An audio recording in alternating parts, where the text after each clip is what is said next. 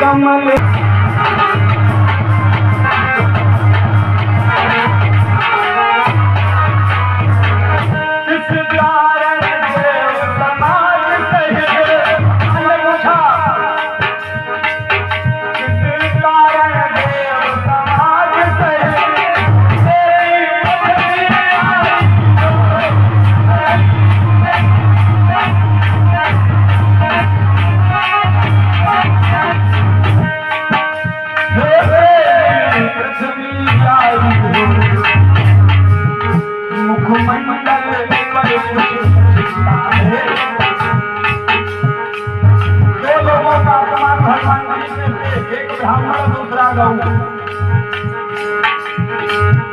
मुखमंडल पर कछु चुना और गाय का रूप बनाए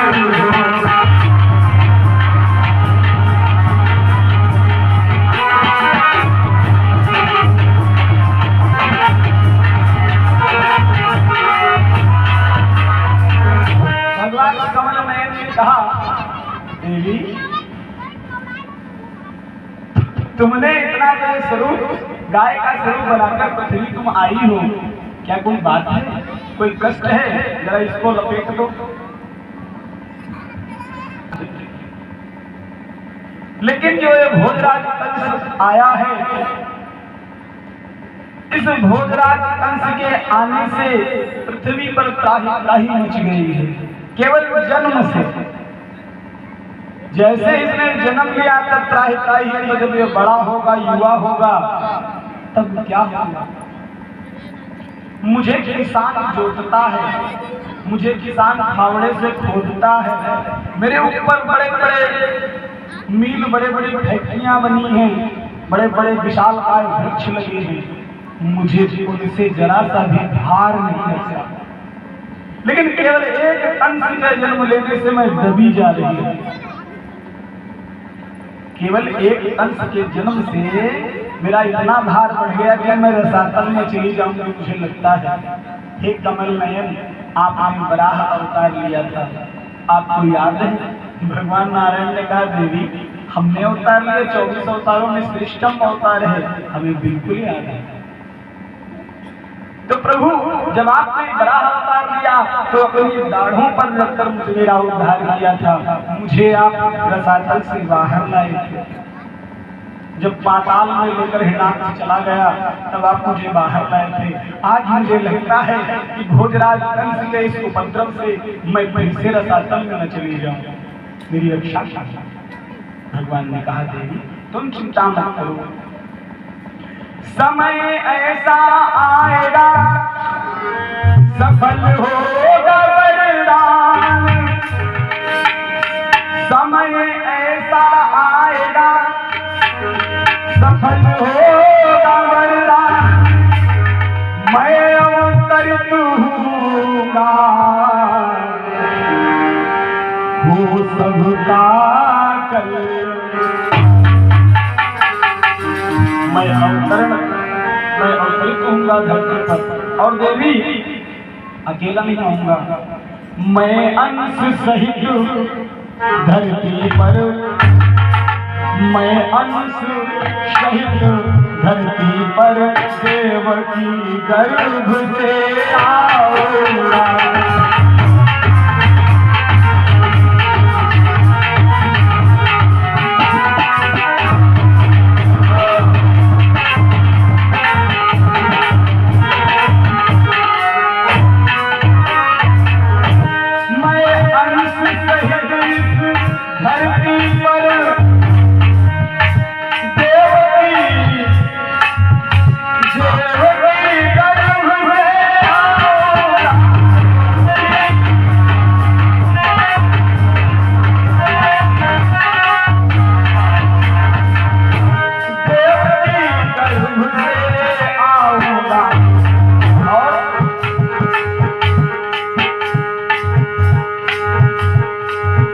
अपनी माता अपनी पूर्व की माता अपनी पूर्व के आशीष को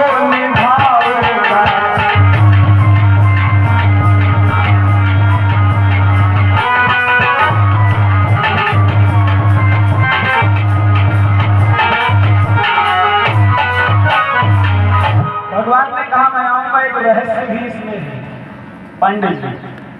रहस्य क्या है? 14 वर्ष बन गए मर्यादा के धाम, 14 वर्ष को बन गए मर्यादा के धाम, फिर भी आकर फिर भी लौटे आज तो किया के कई जन्मा। 14 वर्ष का वनवास केकई के द्वारा मिला। न केकई वरदान मांगती राजा दशरथ से और न राम वनवास होता, लेकिन जब 14 वर्ष वनवास भोग करके भगवान आए लौट कर, तो सर्वप्रथम किसके कक्ष में गए? केकई में जीते। मेरे भाई, हम कथावाचक लोग दिन में बैठ कर के कई कब्जस सौतिया डाह चिल्लाते हैं, लेकिन ये सच नहीं है। विष का पौधा मीठे फल धरती पे कभी नहीं देता है।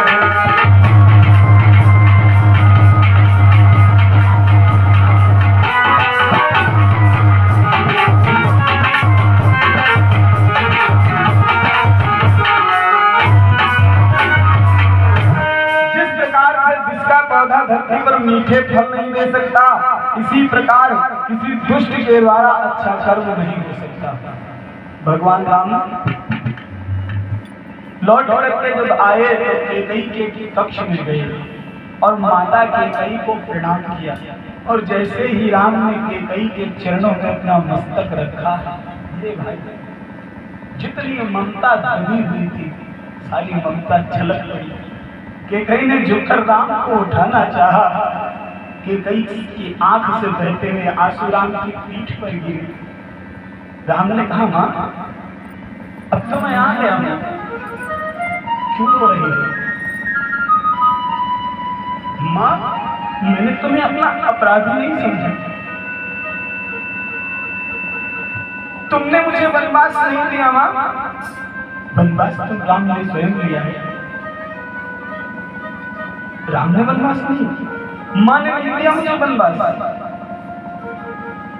कर्म भोक्तम कर्मस्ताम शुभाशुभ। व्यक्ति को सुख मिलता है कर्म से, दुख मिलता है कर्म से, इसमें किसी का दोष नहीं। मां, तुमने मुझे वनवास नहीं दिया। माता केकई ने राम को उठाया और अपने हृदय से लगा लिया। राम,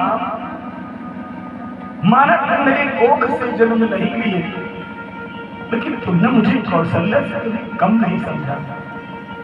मैंने तुम्हें वनवास दिया, मैंने तुम्हें वनवास दिया, अपनी मांग का सिंदूर खोया, तुम्हें खोया। आज संसार पूरी अयोध्या मुझे अच्छी दृष्टि से नहीं देखती। राम बड़ी वेदना, महाराज श्री दशरथ के साथ यदि मेरी मृत्यु हो जाए तो अच्छा हो। तुमने मुझे, मैं तुम्हारी मां हूं, मैंने मां होकर वो नीच कर्म किया है कि जिसकी क्षमा याचना नहीं हो सकती। भगवान ने कहा मां, मैंने तुझे तो कभी समझा ही नहीं कि मेरी मां दोषी है, तो अपने आप को दोषी क्यों मानती है? राम को उठाया, केकई ने अपने हृदय से लगा लिया। राम, काश तेरा कर्म ऐसा होता कि मैं तुझे अपने कोख से जन्म देती। राम, काश ऐसा होता कि तुम मेरे ही स्तनों का दूध पान किए होते, तेरी ममता दूर हो। भगवान ने उसी समय निर्णय कर लिया, जाओ, जब मैं द्वापर में कृष्ण लीला करूंगा, कृष्ण बन करके आऊंगा, उस समय तुम देवकी बनोगी। और मां, जाने अनजाने प्रारब्ध का भी दंड भोगना पड़ता है, इसलिए इस बार मैं 12 वर्ष तुमसे दूर रहा। जब जन्म लूंगा तो मैं तुम्हारे स्तन का दूध पान नहीं करूंगा। 5 वर्ष के लिए तुमसे दूर चला जाऊंगा। जन्म के तुरंत बाद ही कृष्ण चले गए। वसुदेव जी लेकर के कारागृह से निकल जाते हैं और 5 वर्ष 56 दिन तक ब्रज में भगवान रहे।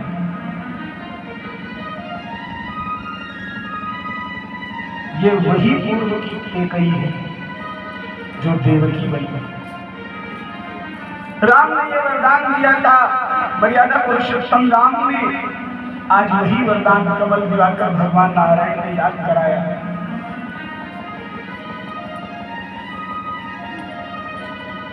मैं आऊंगा और अकेला नहीं आऊंगा, अंशों के सहित आऊंगा। मैं अंश से के साथ आऊंगा, मैं ये वचन देता हूं। भगवान ने कितना कहकर देवताओं को सांत्वना दिया और कहा तुम लोग जाओ, जब समय घड़ी आ जाएगी, जब समय घड़ी आ जाएगी, मैं अपना प्रभाव दिखाऊंगा।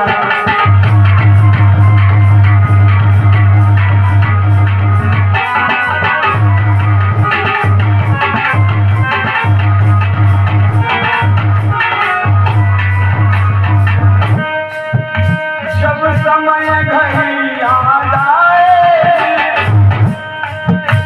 मैं अपना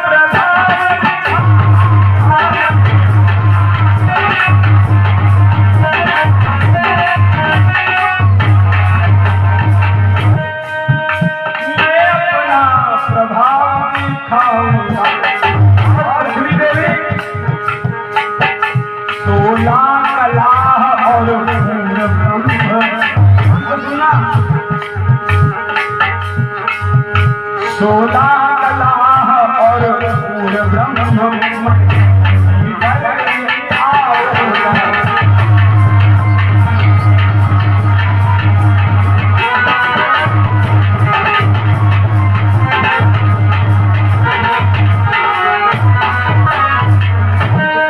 देवताओं को शासना देकर के भगवान कमल नयन दिवाकर श्रीमन नारायण ने देवताओं और पृथ्वी को विदा किया। और यही बात यहाँ नहीं है, यहाँ 2 बातें हैं। एक तरफ देखो रहस्य उजागर नहीं करेंगे तो आनंद नहीं आएगा। एक तरफ ये केकई रामावतार की देवकी है, ध्यान से सुनना। दूसरी तरफ जो श्री लक्ष्मण जी महाराज हैं वो बलराम आएंगे। ये कैसे आए ये समझो। क्यों महाराज जी समझाएं, अनुमति देते रहना, है ना। कैसे आए? एक समय विश्वामित्र मुनि जब राम और लक्ष्मण को ले गए जब रक्षा के लिए, विश्वामित्र मुनि लेकर के गए जब रक्षा के लिए, तो ये नियम था कि दोनों भाई गुरुदेव के एक चरण की सेवा करते थे। और जब गुरुदेव सो जाते और कहते राम लक्ष्मण तुम भी दोनों लोग सो जाओ, तब राम सोते और लक्ष्मण पढ़ते। अच्छा कभी कभी क्या होता था, शुरू से लक्ष्मण जी को नींद नहीं आती थी, राम की सेवा करते गए, इतना मग्न होते थे चरण सेवा में कि उनको सोने का ध्यान नहीं। कई बार भगवान राम ने कहा लक्ष्मण अधिक रात्रि है गई है सो जाओ, लक्ष्मण जी कहे भैया सो जाएंगे। कई बार ऐसा हुआ तो लक्ष्मण जी ने मन में विचार आया कि बड़े हो सेवा कर रहे हैं, सेवा नहीं करेंगे तो हम बड़े होते तो तुमको बताते हैं सेवा कैसे की जाती है, तुमको पकड़ के बैठा लेकर तुम्हारी सेवा करें। भगवान घटवासी भगवान ने तुरंत सिरोधार्य किया, लक्ष्मण तुम मन में कह रहा है, मैं मन से तुझे आशीर्वाद देता हूँ कि जब मैं कृष्ण लीला करूंगा तो मेरा बड़ा भाई। वही शेषावतार लक्ष्मण जी महाराज बलराम बन करके आए। ये वही अंशावतार की बात है। आज होता क्या है, देवता चले गए, इधर भोजराज हंस का जन्म हुआ। पैदा होते ही बालक के आंधी तूफान मचाने लगे, बिजली चमकी गंगा दमका, मानो सब नभ थर्राने लगे। घन घन करके घन घुमर उठा, धड़कने लगी धुली धरणी की। आया बवाल काला उबाल तारा बोले,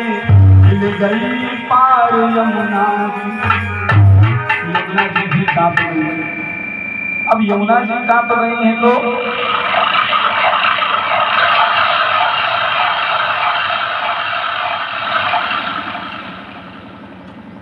मैया यमुना ने भगवान को याद किया। मैया यमुना भगवान को अपना स्वामी मानती है, पति थी। यमुना जी ने भी भगवान को याद किया, प्रभु अब तो अच्छा करो, उबल रहेगा जैसे गर्म होता है पानी, इस प्रकार अच्छा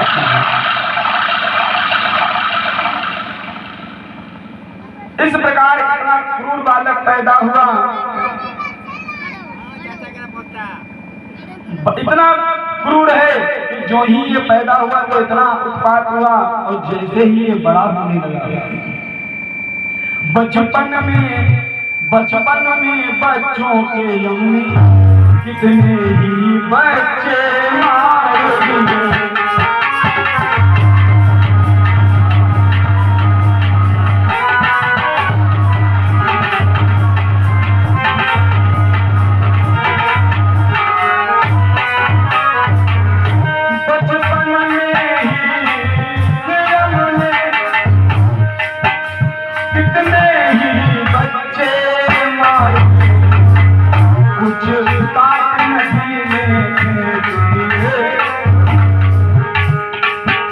कुछ काट नदी में थे, कुछ घाट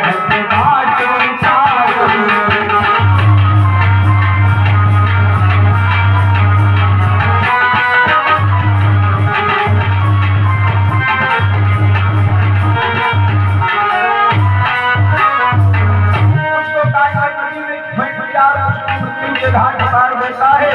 100 साल कहीं जगाई है, देवालय कहीं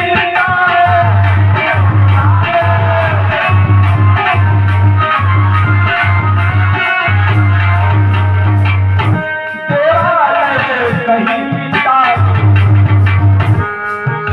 पोथी खाई, पोथी खाई ब्राह्मण मारे,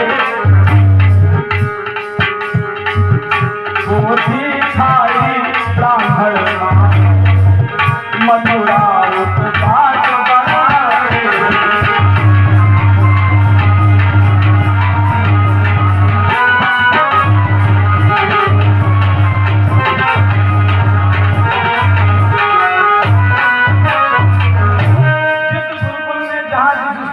जो बालक गुरुकुल में पढ़ते थे, गुरुकुल की दीवारें तोड़वा दी, बंद करो गुरुकुल, कोई वेद का पाठ नहीं करेगा, पोथियों को नोच कर फेंक दिया। ब्राह्मण जो पढ़ा रहे थे उनका झड़ना खोपड़ी पकड़ के उनको पटका मारा। बड़ा आतंक मचाता है, छोटे छोटे बच्चों को बेवजह टीके आने लगा। ये उत्पाती की पहचान। कोई बच्चा विद्यालय गुरुकुल से आता है, गुरुकुल की बड़े पहले कड़े नियम, अब गुरुकुल के हिसाब से अगर देखा जाए तो कोई विद्यालय नहीं चलता। आज शिक्षा भी बाजार नजर आती है ना? आज शिक्षा भी बाजार नजर आती है। अब पढ़ाई भी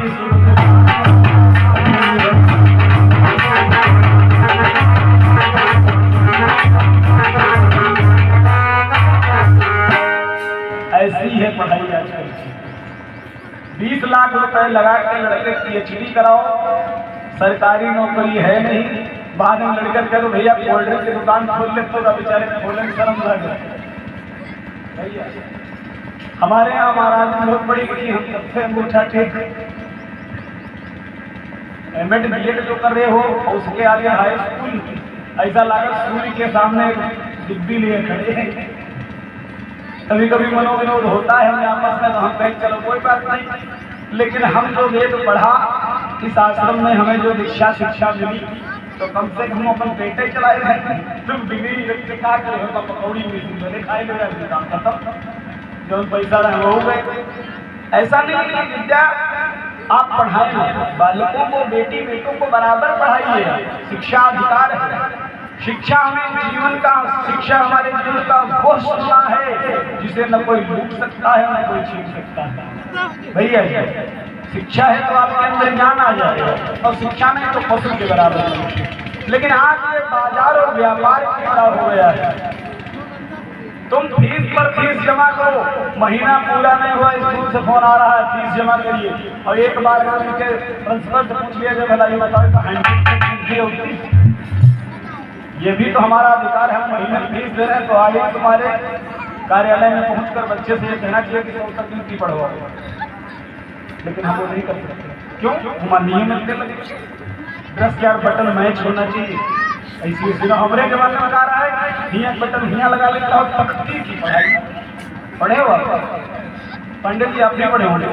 तख्ती की और अस्सी बड़ी वह इंजेक्शन वाली शीशी माँ वही माँ खड़िया और ले देख रहा है ऐसे कहते पीसी और फिर झाड़ के वो डिलियम भरी। अब 37-38 साल के तो होंगे ही, हमको बच्चा थोड़ा है मुँह पढ़े और फिर उनका ऐसे लोग इससे आठा ढूंढ लाओ, ब्लेड से कलम बनाओ और फिर कटहरा लिखो पीला वाला जिसमें फूल कटीला ना निकलत है, और नोच होगा पूछो और ऐसे ऐसे तख्ती करो। लेकिन बड़ी सस्ती पढ़ाई थी, बहुत बढ़िया पढ़ाई। आज तो हम लोग पुरानी किताबें कबाड़ी ले जाते हैं 4-10 के महीने, लेकिन कोई अर्थ नहीं।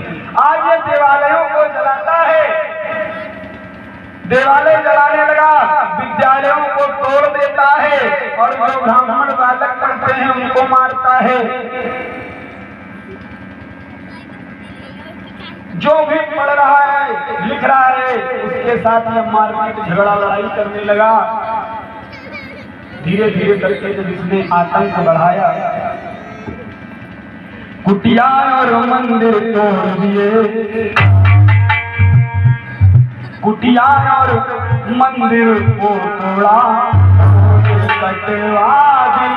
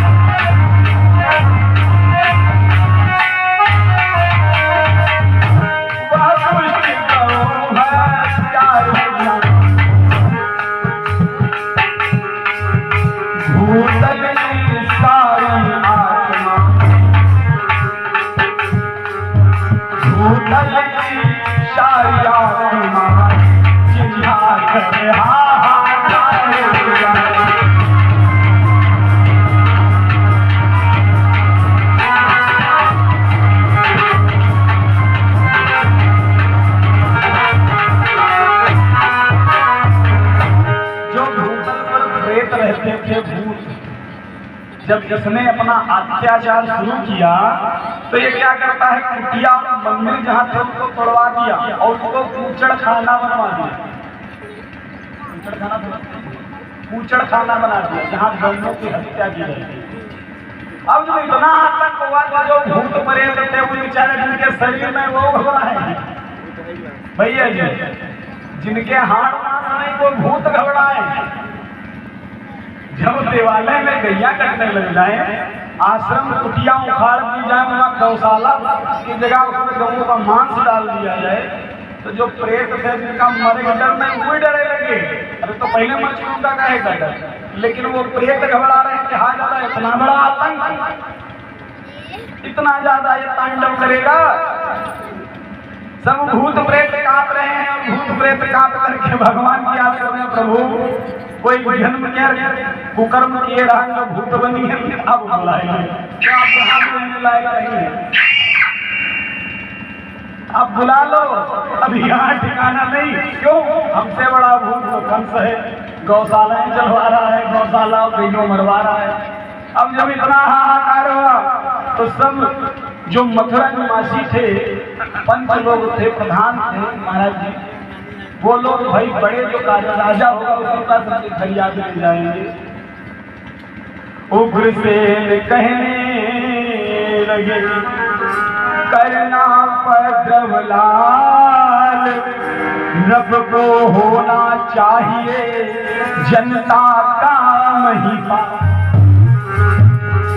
जब लड़का की शिकायतें ज्यादा आने लगे माताओं बहनों ध्यान से सुनना, आजकल महिला की बड़ी समस्या है। कभी कोई सिगरेट लेकर आवे तुम्हारा लौंडा मारे सी लौंडा हमारा काय मारे, पहले तुम्हारा लौंडा धक्का दिया जैसे लगे नहीं वो बैठे करती रहे लड़ाई कर। डांटती नहीं है, डांटना चाहिए, समझाना चाहिए। अगर तुमने उसकी गलतियों पर पर्दा डाला तो फिर वो बहुत बड़ी घटना को अंजाम देगा, फिर वो तुम्हारे हाथ से भैया जब न दिखाओ बहुत ज्यादा उष्णता हो रही है। अच्छा फिलहाल ये लोगों का हम यहाँ से हटे तब भी लगी होते इनके पूरे से प्रणाम है प्रभु हमारी कथा लिखता है बिहारी जय श्री रघुवीर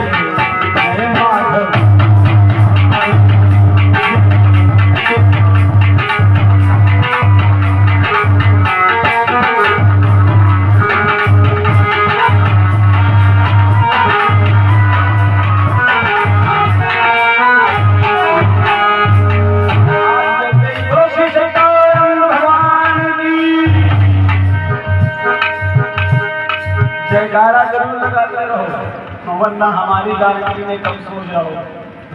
जयकारा का मतलब होता है आवाज देते रहो कि हम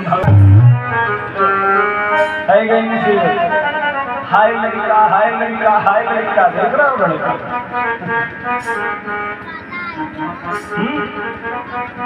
मेरे भाई आज वैसे ही इसने डाल दिया तनी देखो ओ भैया रंग खेती तनी देखो ओ भैया।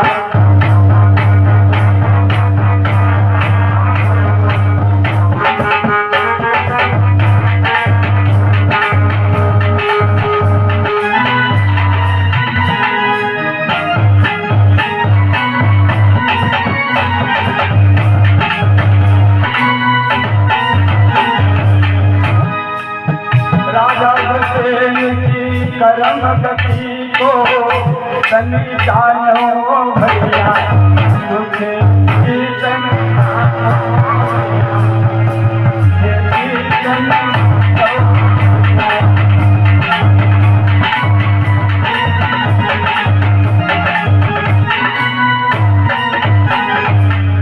अपने भाव से लालन पायो अपने भाव से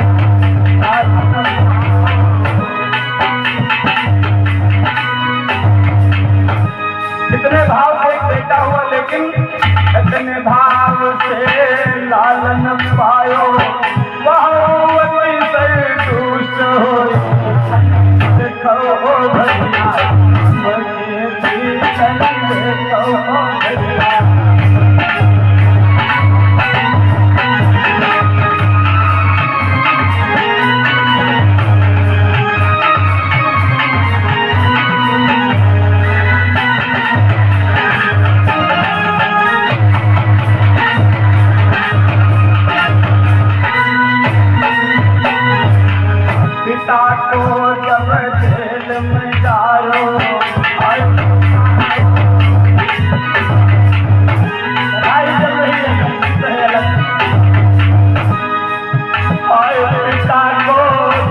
ललकारो और पिता को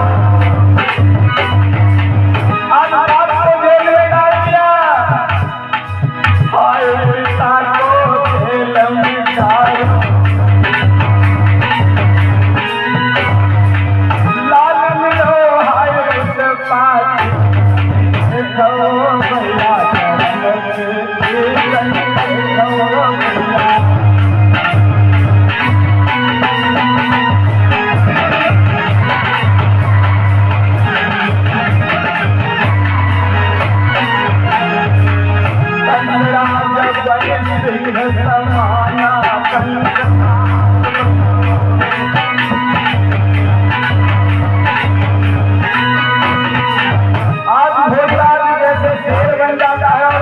भैया कंसराज बन सिंह संभाना उग्र बन गए बकरी देखो भैया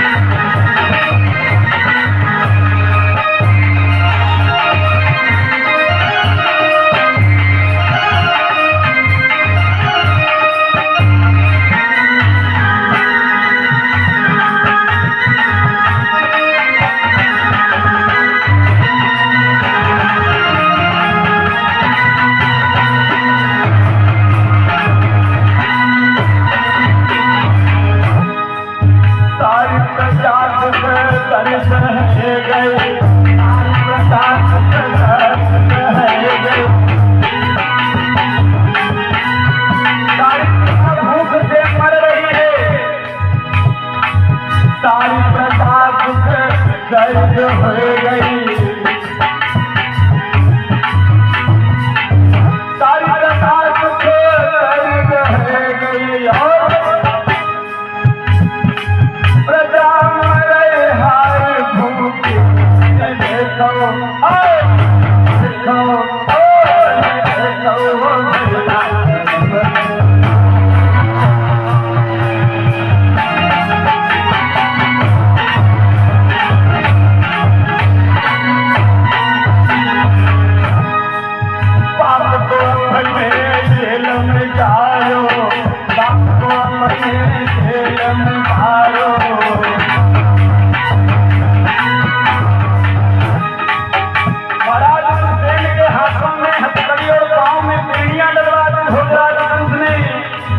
बाप को अपने जेल में डालो हाथ में हाथ करी पावन बेड़ी देखो भैया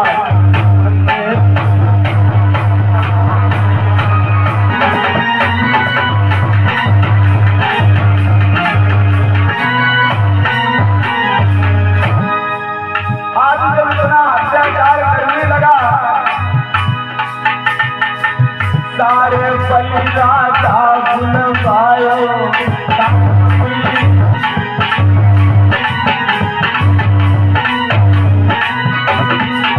जितने देशांतरों में आसपास में राजा थे ध्यान से सुनिएगा महाराज जितने देशांतर में आसपास राजा थे उनको बुलवाया और कहा मेरा राज्य अभिषेक करो मुझे राजा सुनिश्चित करो देश देश राजा बुलवायो करहुराज देवराज ने लड़ होली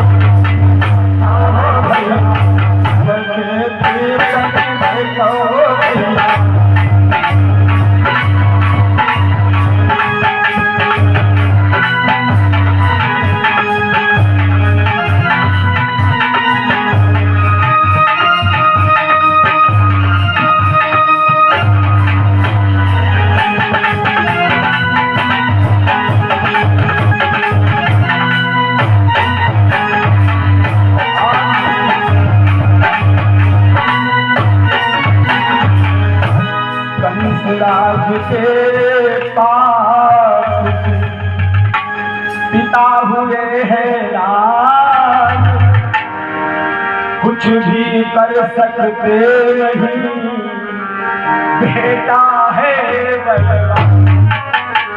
ये कर्म की खेती है। आज ये बेटा जो है, लेकिन मेरे भाई ये बेटा है, जो बाप को मिटा दे वो बेटा है, ऐसा बेटा है। सभी देश देशांतर के राजाओं को बुलाया है इसने, और देश देशांतर के राजाओं से कहा हमको राजा बनाओ, और अगर तुम ऐसा नहीं करते हो तो फिर हमसे युद्ध करो। अच्छा, इसको कोई जीत सकता नहीं है, अहंकार तो है ये शुरू से।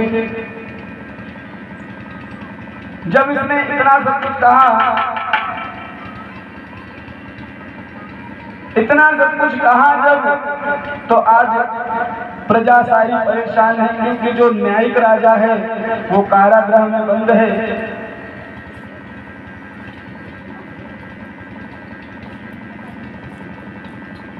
बेचारी रियासत का हाल क्या है, जैसे तो बकरी होती है कि छड़ी दूर से लेकर के जब चलो, बकरी चराने वाला दूर चलता है पीछे पीछे, लेकिन छड़ी दिखा देता है। इस प्रकार रियासत बेचारी परेशान है। कंसासुर सिंह बना, बकरी बनी रियासत, महाराज जेलों में है, अब कौन करे हिफाजत। महाराज जेल में है, इसलिए अब उनकी हिफाजत कौन करे। अब जब बहुत ज्यादा हाहाकार होने लगा, ब्रजपाल सामने आए तो जो उसका विरोध करता है उससे क्या कहता है, जो ब्रजपाल सामने आए उसको लठों से मारा है।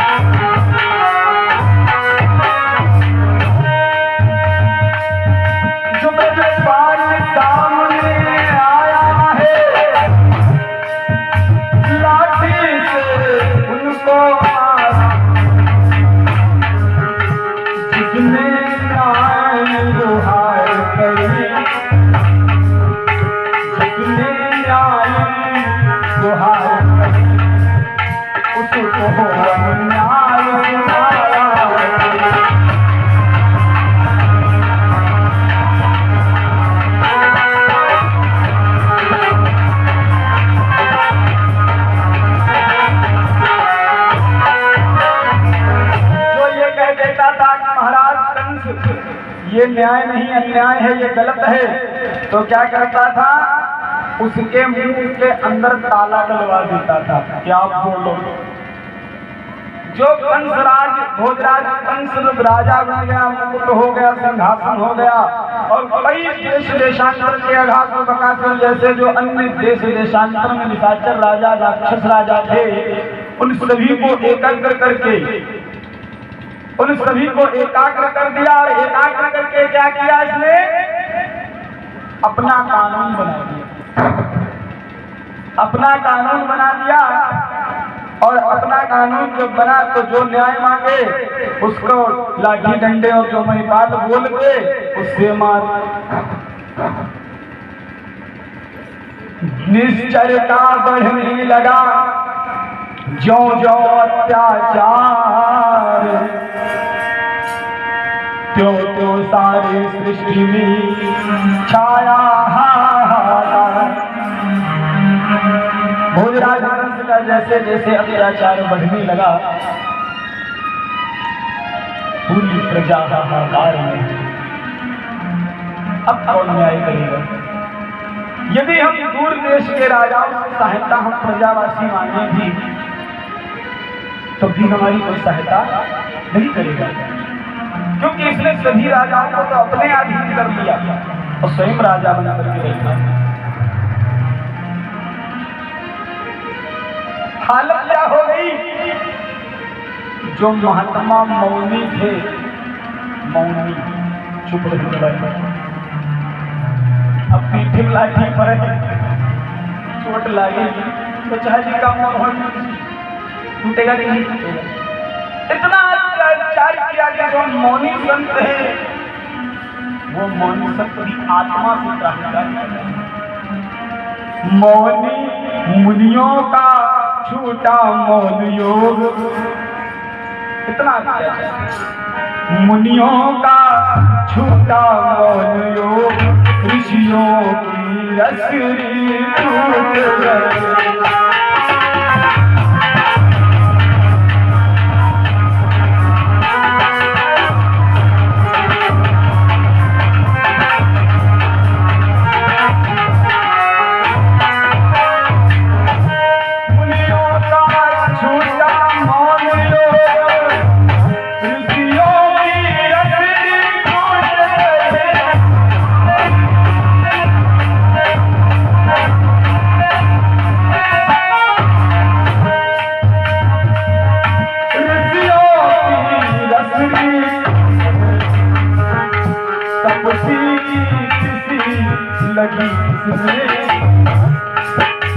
तपसी की लगी योगी की तपनी छूट गई।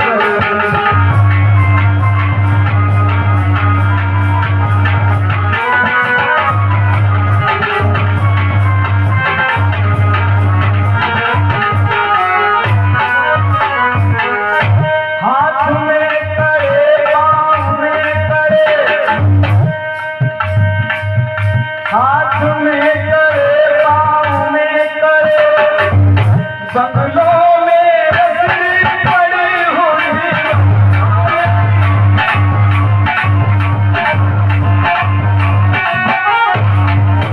बंगलों में रस्सी पड़ी हुई, जेब में चले अधूरा, जेब में चले अधूरा, सबके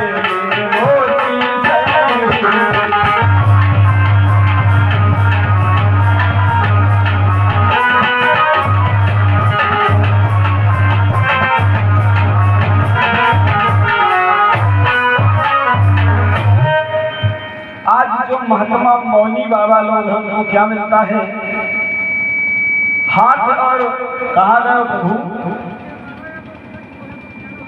हाथ में कड़े हैं, ध्यान से सुनना, पैर में कड़े हैं और रस्सियां उसमें बंधी हैं।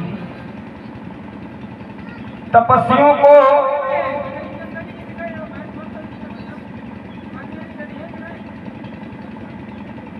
आज जैसे ही इतना अत्याचार किया इसने, जेब में क्या मिलता है? आधे जले हुए चने चबाने के लिए महात्माओं को, और रोटियां कैसे मिलती हैं? सड़ी हुई।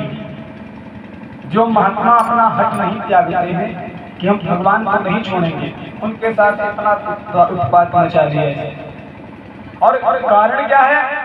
मैं भोजराज कंस, मुझे मेरी पूजा कर, यदि मेरी प्रजा में रहना है तो सब मुझको शर्माना।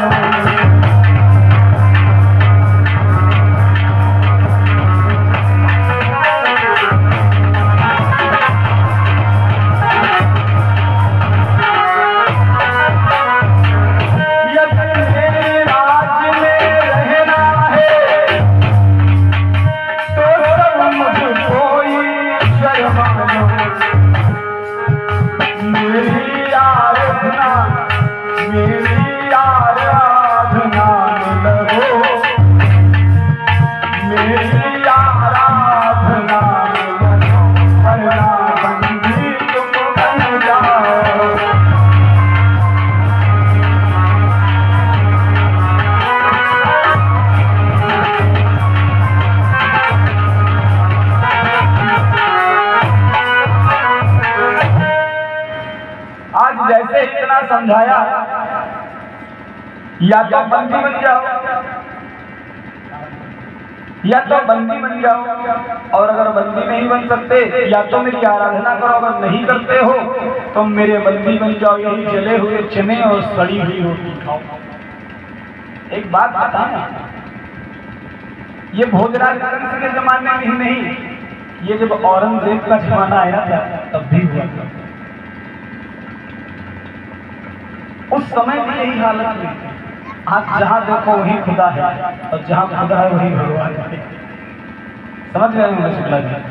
जहां जहां खुदा है वहां वहां भगवान है ना? ये औरंगजेब के जमाने की बात है, हम स्पष्ट कुछ कहते नहीं, संक्षेप में समझो पूरी कथा। तो कहने का भाव ये है, इसने कहा या तो फिर भुने हुए चने जो है वो चबाओ और सड़ी हुई रोटी खाओ, या अगर ऐसा नहीं चाहते तो मालपुआ खाओ। क्या मिलेगा? मांस। जब निशाचर है तो मांस ही तो खिलाएगा। मदिरा सुरापानम बुद्धिनाशनम मांस भक्षणम यज्ञोपवित्रनाशनम। यज्ञोपवित्र का विनाश हो जाएगा, जनेऊ खत्म। इतना अत्याचार।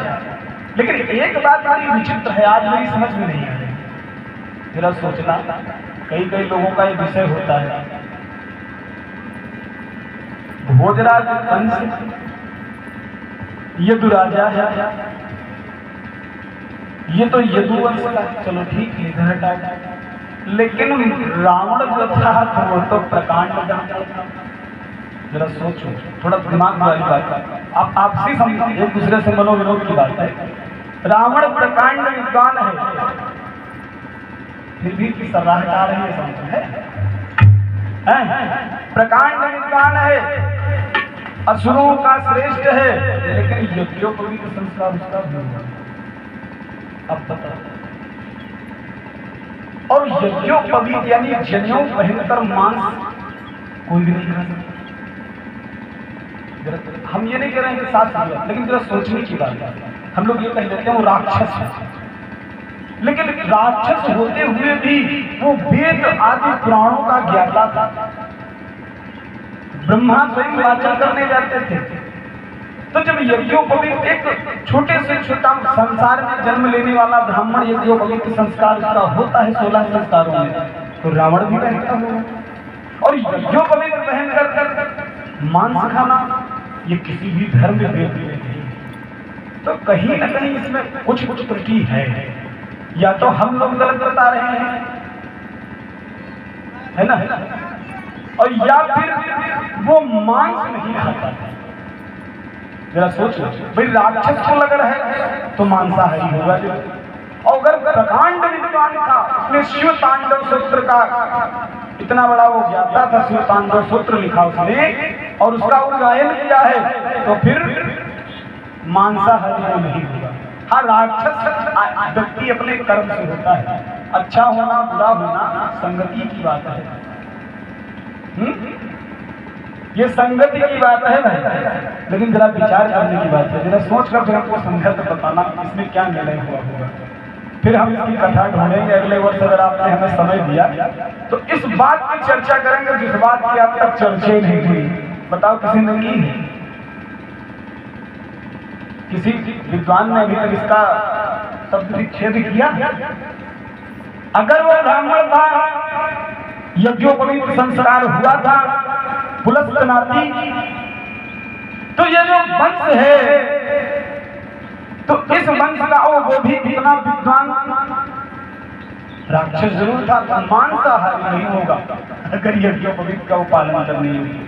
तो कहीं ना कहीं कुछ त्रुटि होती। तो आज इसमें जैसे ही इतना सब कुछ हुआ, इतना सब कुछ होते ही इसने शरीर से कहा, या तो मुझे राजा, मैं राजा हूं तो मेरी प्रजा में मेरा कानून लागू होगा। जैसे हमारा देश भारत है, तो हमारे भारत देश की जो राष्ट्रीय मुद्रा नोट है या सिक्का है, उस पे महात्मा गांधी का चित्र लगा हुआ है। अब हमारे देश की नोट दूसरे देश में नहीं चलेगी, यहाँ की करेंसी वहाँ बदली जाएगी, फिर इसके बदले वहाँ की करेंसी आपको उसी देश में खर्च करने को मिलेगी, लेकिन अमेरिका की करेंसी यहाँ नहीं चल सकती। तो इसने कहा, मैं इस राष्ट्र का राजा हूँ, मेरा कानून चलेगा, मैं जो कहता हूँ वो करना पड़ेगा। और जो महात्मा ऋषि इस बात के लिए समर्थ नहीं होता था, उसके साथ यही जले भुने चने और सड़ी हुई रोटी खाई। इतना ज्यादा जब इतना ज्यादा तांडव मचा दिया है इसने, आधा आधा अंधिया काट फुटत, आधा भित्रे काटता, मानो वह भोग कराता है।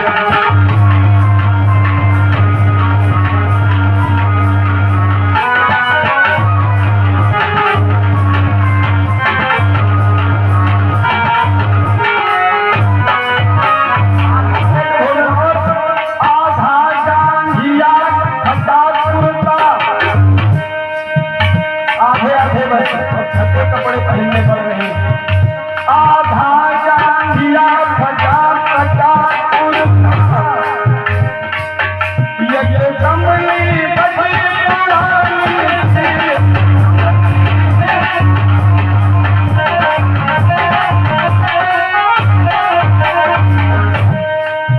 ये कमली बड़ी पुरानी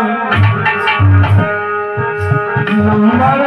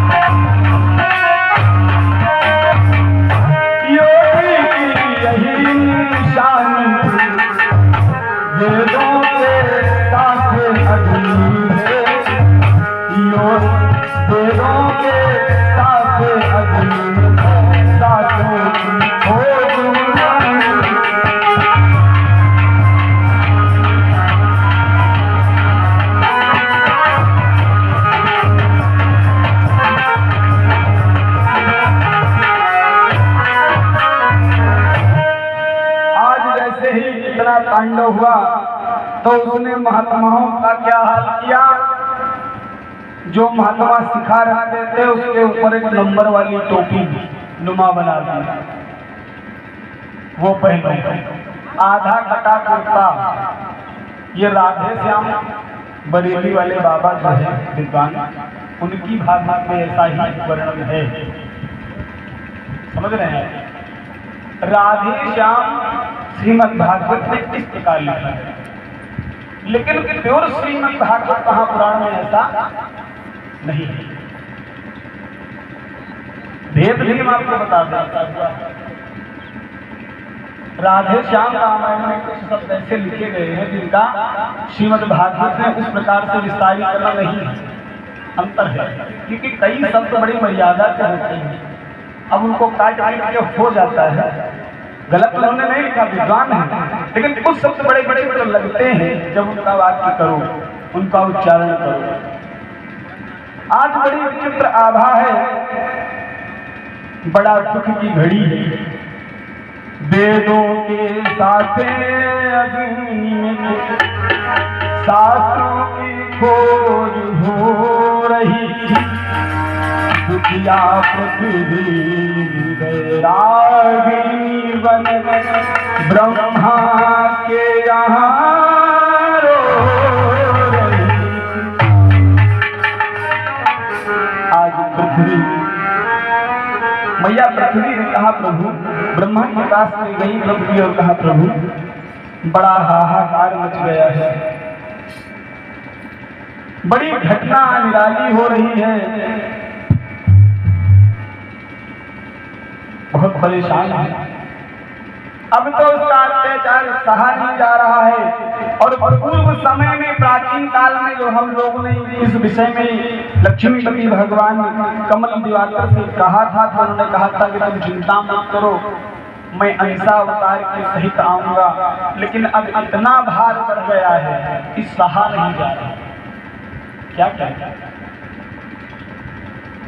रोती थी पृथ्वी जहाँ गए वहीं सुरगंध, परिणाम निकली बात की था सबका मुख। पहले श्री नारद को अगवान करके नारायण के पास में गए। भगवान ने आश्वासन दिया था कि जब समय आएगा तब मैं अवतार धारण करूंगा, चिंता मत करना। लेकिन जब पृथ्वी का धैर्य डोल गया तो देवी पृथ्वी देवताओं को साथ लेकर आज ब्रह्मा जी के पास गई। पितामह, वो सृष्टि के स्वामी हैं, आप सृष्टि के संचालक हो। इतनी सृष्टि जो चलती है वो आपके अधीन, आपके हिसाब से अब हम क्या करें? परंतु बोल कोई नहीं रहा, सबका मुख बंद है। पृथ्वी रो रही है, अपनी वेदना नहीं बता पा रही है, इतना दर्द, इतनी पीड़ा।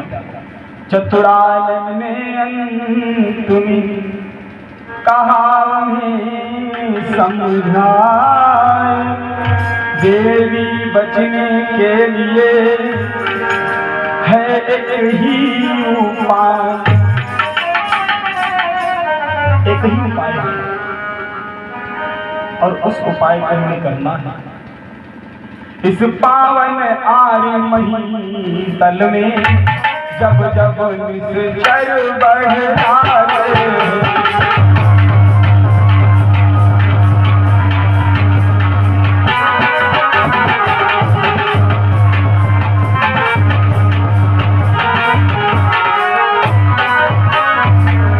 जब जब निश्चर बढ़ाते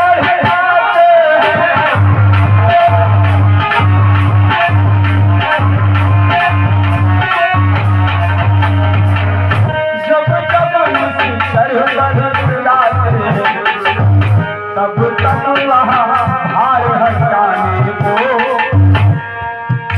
तब तक वहाँ भार हटाने भगवान आप ही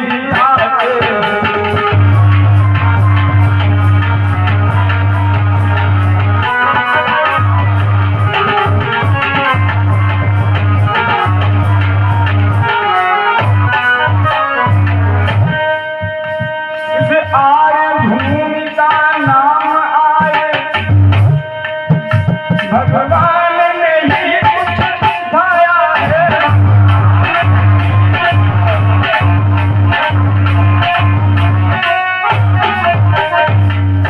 भगवान ने ही कुछ सिखाया है, हिंसा की ओर न जाएंगे, हिंसा की ओर जब जाती है भगवान कभी अवतार।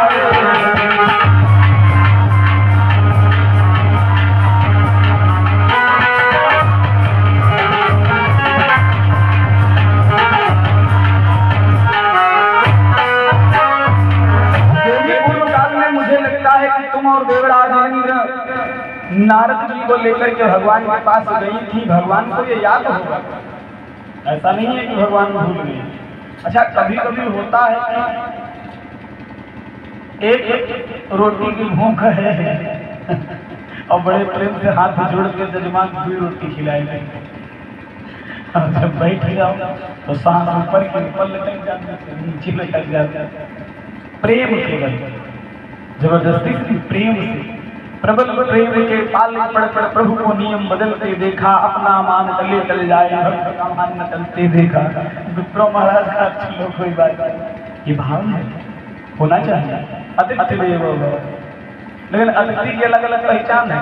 अतिथि जिसके ना आने की तिथि और ना जाने की तिथि, और तुमको टेलीफोन करके आ रहे हैं भैया विधवा चौराहे में पहुंचे हैं, मोटर एक्सीडेंट दो, तो वो अतिथि नहीं मेहमान है। अतिथि वो है जिसके ना आने का पता है कब किधर से आ जाए और न जाने का पता है कि कब कहाँ चला जाए। अब हम आपके अतिथि नहीं हैं। हमने 31 मार्च से लेकर 6 अप्रैल तक आपको पत्रिका भेजी थी कि आप यहाँ श्रीमद् भागवत है ना, और हम लोग कितनी यूनिट है? 5 लोगों की। हम लोग इस समय सुखदेव मुनि के आचार्य पे हैं, ध्यान से समझना कैसे हैं। उनका नियम था कि वो 5 घरों से भिक्षा लेते थे। ध्यान से सुनेगा बहन, सुखदेव मुनि का नियम था वो 5 घरों से भिक्षा लेते थे और हम लोग लेते हैं 5। ध्यान से समझना, संयोग की बात मैं बता रहा हूँ पांडे जी, ध्यान से समझना। सुखदेव मुनि का नियम था 5 घरों से भिक्षा लेते थे। बहन जी ध्यान से समझना, और ये 5 लोग भागवत कराने में गांव सहयोग पूरा है, ऐसा नहीं, क्षेत्र का सहयोग। ये जो गांव आपका भगवतीपुर, यहाँ के भैया लोगों का भी सहयोग है, लेकिन ये जो कार्य करता है मालिक नहीं है, मालिक सभी जनता जनार्दन है, सबके सहयोग से ये कार्यक्रम है। लेकिन ये 5 हम 5 ये 5 हम 5, ठीक। और जय सुखदेव मुनि का नियम 5, देखो 5 5 10 5 15 जोड़ना 15, ये नियम हो गए। अब सुखदेव मुनि 5 घरों से भिक्षा लेने जाते थे तो 5 घर में लेते भी नहीं थे। एक दिन एक घर में मिल जाता था, 6 मिनट से ज्यादा किसी द्वार पर रुके नहीं। शास्त्र कहता है, बहुत गहराई से कथा पढ़ने के बाद हम आपको समझा रहे हैं। और 6 मिनट से ज्यादा जिस द्वार पर मिल जाता सुखदेव मुनि फिर लौटाते अपने आश्रम। और हम लोग समझो, रोहित भैया को एक दिन का भोजन, सुबह का, दोपहर का और शाम का। फिर भैया दरवाजा खोलो जरा, क्यों इंटरव्यू है आज महाराज जी, आप हमारे घर पे हो। तो 5 लोग हैं, 5 हम हैं, और 5 घरों से मांगने का सुखदेव मुनि का नियम है। और हम लोग एक दिन करके इन लोगों के यहाँ भोजन कर रहे हैं। तो बताओ सुखदेव मुनि के पूरे आदि का समय है कि नहीं है? हाथ उठा के बताना जरा, है कि नहीं है? आ गई बात समझ में? जैसे मेरे स्वामी होंगे ऐसे जो भगवान भाइयों का सदैव कल्याण करना, आगाध भक्ति इनके हृदय में आपकी बढ़े। जैसा मेरा स्वामी हो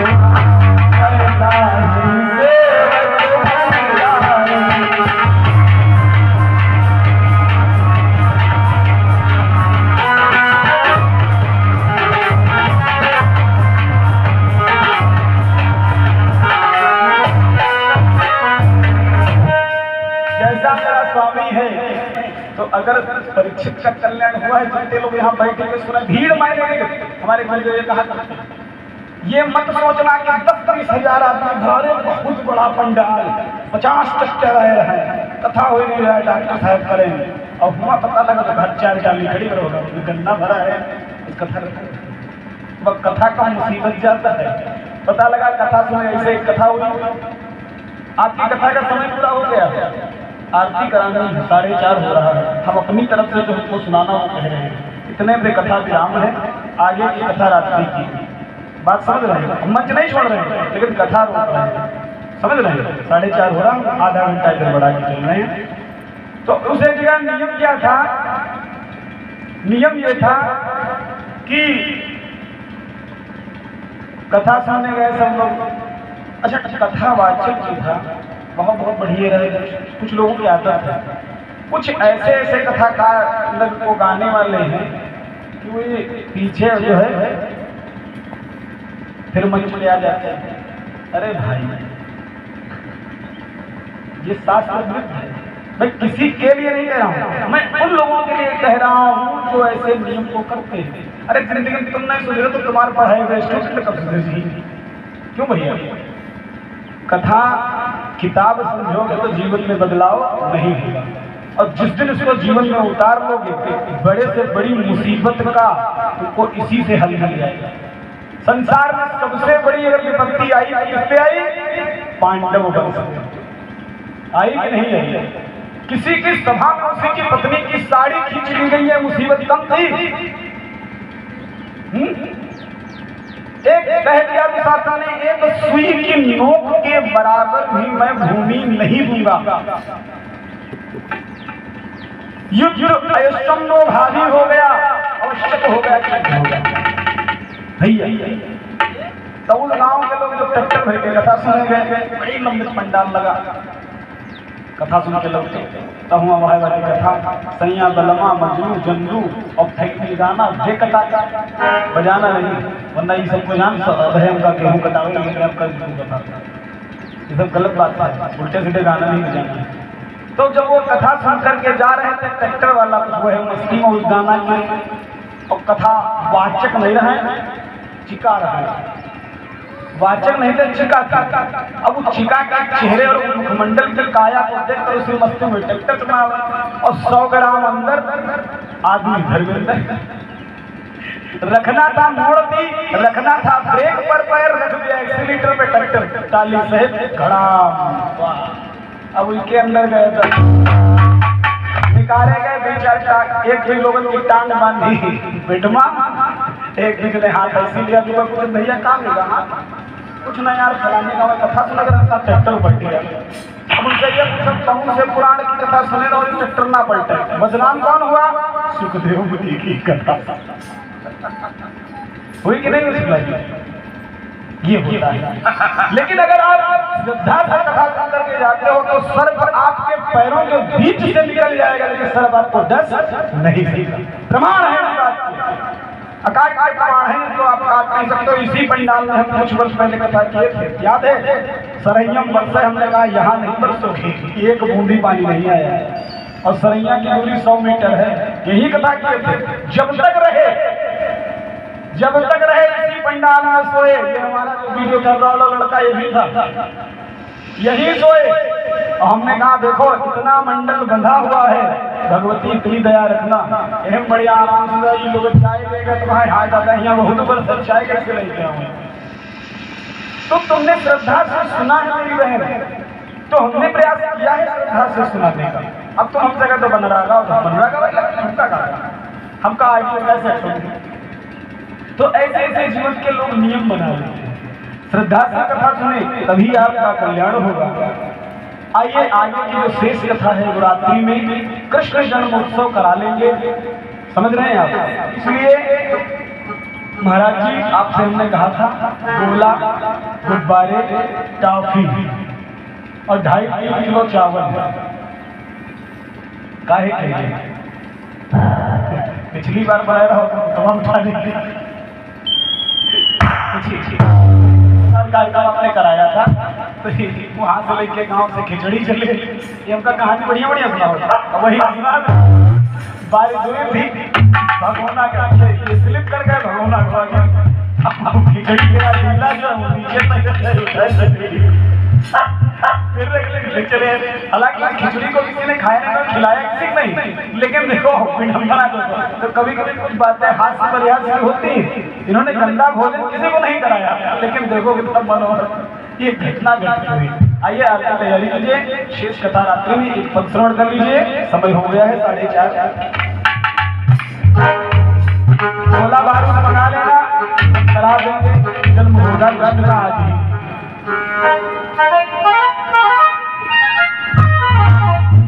बड़ा सुंदर जो है एक पद है, आइए सभी लोग श्रवण करेंगे।